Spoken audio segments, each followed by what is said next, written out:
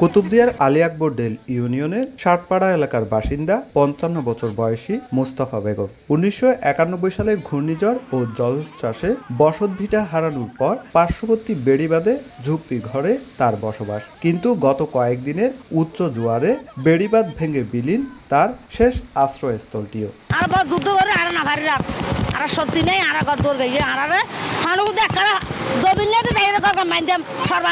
বেড়িবাঁধ থেকে ৩ কিলোমিটার দূরে ঘরবাড়িও গেল ৩ দশকে ভেঙেছে কয়েক দফায়। দ্বীপটির আলী আকবর ডেল, কৈয়ারবিল, উত্তর ও দক্ষিণ দুরুং ইউনিয়ন সহ ১২টি অংশে ভাঙা ছিল বেড়িবাঁধ। জিওব্যাগ ডাম্পিং করা হলেও তা কাজে আসেনি। ভাঙা বেড়িবাঁধ দিয়ে প্রতিনিয়ত ঢুকছে জোয়ারের পানি, প্লাবিত হচ্ছে গ্রামের পর গ্রাম। অল্প জোয়ারেই আমরা বেসে যাই, সবসময় লবণ মাঠ এবং কৃষি জমিন প্লাবিত। দুঃখ কিন্তু ভাই আরা ছোট তুলতে দেখি দে দুঃখ, এই বেরিবান্ধের দুঃখ। নেতাদের ইচ্ছা মতো কাজ হয়, এখানে জনগণের ইচ্ছা কোনো কাজ হয় না।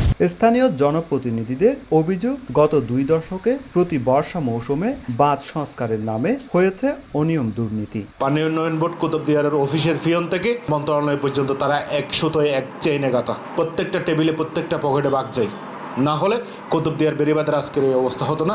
তবে পানি উন্নয়ন বোর্ড বলছে টেকসই সুপার ডাইক নির্মাণের জন্য প্রস্তাবনা প্রস্তুত করা হচ্ছে। দুইটা এলাকা মিলে প্রায় ৬.৫ কিলোমিটার সুপার ডাইক নির্মাণের জন্য একটা প্রকল্প প্রস্তাবনা আমরা প্রস্তুত করছি।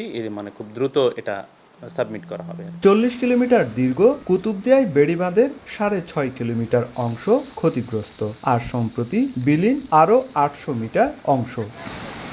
সুজাউদ্দিন রুবেল, সময় সংবাদ, কক্সবাজার।